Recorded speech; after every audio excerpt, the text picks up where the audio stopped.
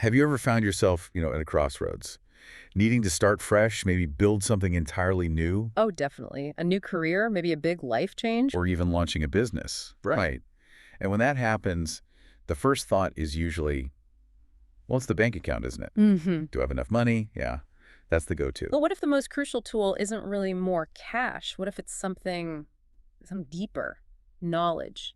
That's exactly what we're digging into today. Yes. Today, we are taking a deep dive into what it truly means to build a solid foundation, especially when you're starting fresh and particularly with finances. It's not just about stacking up cash. No, it's about having a real actionable blueprint for abundance, like a master plan, how every single resource, every choice builds lasting strength. It's the difference between just hoping things work out. Yeah.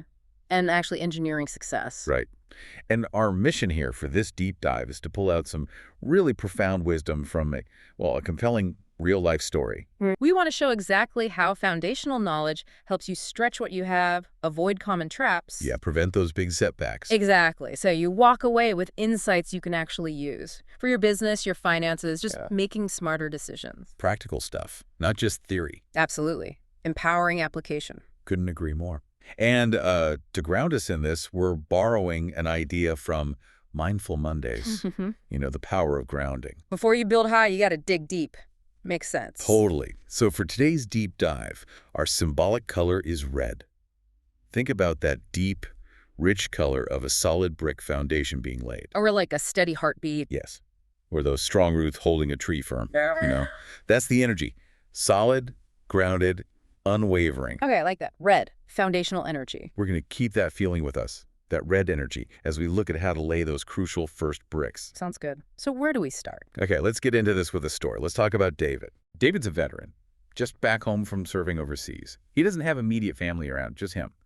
He's got a modest savings account. Not a huge amount, then. No, but he has this big dream, starting a small landscaping business. Ah, okay. Loves the outdoors, wants to be his own boss. Exactly. He loved being outside, knew it was hard work, but really craved that freedom. He had the passion, definitely the work ethic. But maybe not the blueprint. That's the thing. Without that clear plan, it was kind of like trying to build on, shaky ground. Yeah, and David's challenge, it wasn't just what to buy, the truck, the tools. Right. It was how to make those limited dollars really count for the long haul. He was facing those classic startup questions. Like what? Well, should he lease equipment to save cash up front? Or buy it outright, even if it drains his savings? Big decision. Huge. And should he spend money on marketing before getting clients? Or wait until jobs came in? Ah, the chicken and egg problem. Exactly. It's that tightrope walk, balancing immediate needs with the long-term picture, especially when money's tight. That really is the million-dollar question for so many people starting out. Yeah. What's a classic mistake people make there, beyond just miscalculating costs? Well, often it's leaning too hard on just optimism, assuming everything will go smoothly. Right, like only focusing on the visible things. Exactly. Prioritizing the truck, the tool, the stuff you can see over the invisible shields, like insurance or having a cash buffer. Underestimating the bumps in the road. Yeah, which in business, let's be honest, are more like unavoidable potholes. And that is precisely what David did. His first move, sadly, was to jump in without that solid red brick foundation we talked about. Driven by passion alone. Which is great, but it's not enough, is it? He drained his entire savings, bought a used truck, tools, a trailer, the works. Okay, so all in from the start. All in. And here's the really risky part, something you see way too often. He skipped getting insurance. Totally skipped it. Convinced himself he'd make it back quick once he landed jobs. That classic optimism bias again. It won't happen to me. Exactly. And you know what? For a little while, it actually seemed to work. Oh, really? Yeah. He landed a few jobs, started getting some momentum. It felt like the dream was happening. Okay. I sense a but coming. You sensed it right. Here's where not having that solid ground really showed up. The truck. It broke down. There's the pothole. Big one. And with no insurance policy to cover repairs or, help get a replacement. He was stuck, completely stuck. Just like that. Business grinds to a halt. He's basically back at square one. Wow. But worse, because now the savings were gone too. The whole investment, the dream, boof, Up in smoke. And this right here, this shows the massive impact of skipping that foundational work. It really does. David's passion, his hard work, absolutely valuable. His dream, totally valid. But that's lack of knowledge. Exactly. That lack of foundational knowledge, especially around like strategy and managing risk, it left him incredibly vulnerable. His ambition kind of outran his planning. Precisely. Ambition without foresight led straight to a major setback. Right. And if you connect this to the bigger picture, well, it just proves why that knowledge base is so critical. Hard work isn't always enough if the strategy underneath is missing. It's the difference between a quick burst of activity and building something that actually lasts. Sustainable, resilient growth. You nailed it there. So let's break that down more. What specific knowledge was David missing? What could have totally changed his trajectory? Okay, so there were several key bricks missing from his blueprint. First off, he had absolutely no idea about small business grants specifically for veterans. Really? Those exist? Oh yeah, funds designed precisely to help veterans like him start businesses. But so many miss out because they just don't know they're there or how to even apply. Wow. That alone could have been huge. Non-repayable money. Exactly. Then there was his whole approach to money itself. He just drained his savings. Instead of understanding how to use credit smartly, not as a trap, but strategically. as a tool. Yes. As a tool to keep some cash liquid, maybe use credit for specific planned things, and keep his own savings for real emergencies or future growth. Maintaining flexibility. Right. And then, of course, the truck situation. The big one, insurance. Precisely. That classic move trying to save cash up front by self-insuring, basically hoping nothing goes wrong. He didn't get the domino effect. How one problem can trigger everything collapsing. You got it. He didn't grasp how vital comprehensive insurance is. It's not just about fixing a truck, it's about building resilience into the business, protecting against all sorts of risks. So avoiding that complete wipeout. Absolutely. Without it, that broken truck wasn't just a repair bill. It was literally a business-ending catastrophe for him at that moment. What's really incredible here, and this was David's big aha moment, wasn't it? It was. He realized that the difference wasn't needing more money. It was needing more knowledge. Intellectual capital. That's the core insight. Once he finally got educated on his options, talked to someone who knew this stuff. What happened? He saw it clearly. He could have made those same starting dollars go twice as far, maybe even further. Wow.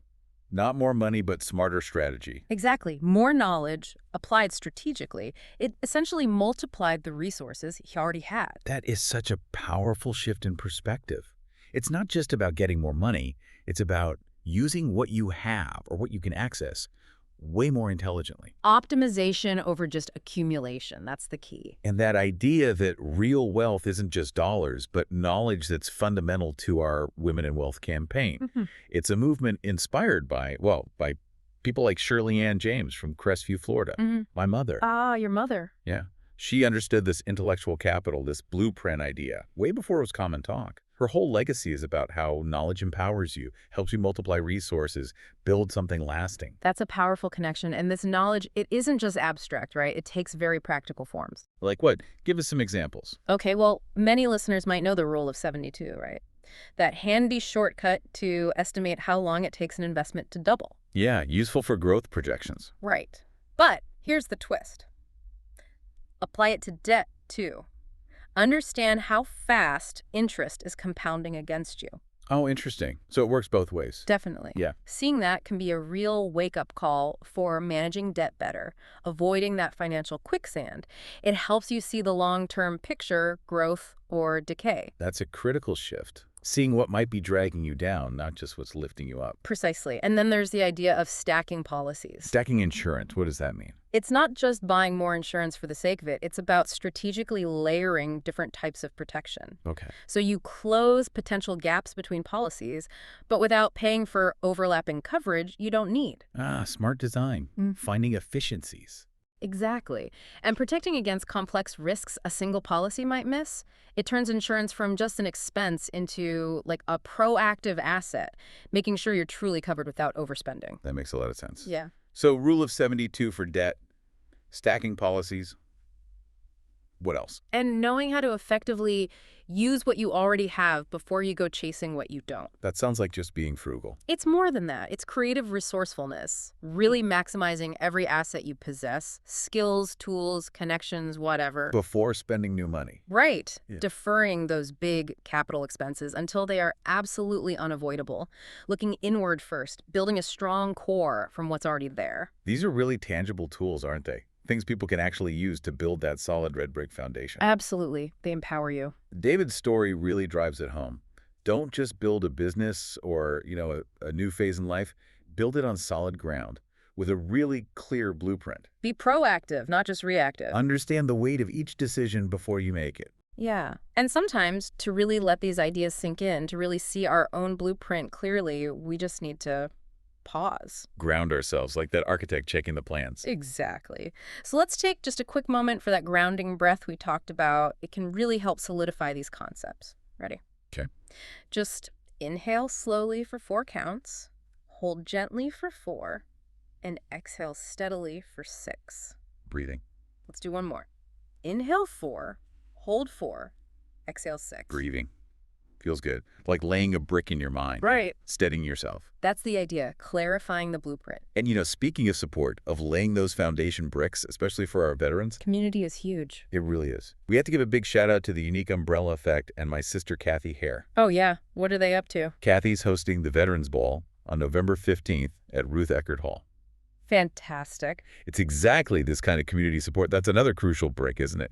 Reminding folks they don't have to build their future alone. And celebrating those who served and are now building new things. That's so important. Absolutely. So as we wrap up this deep dive, What's the main takeaway? I think it's clear. Starting fresh doesn't mean you have to start blind.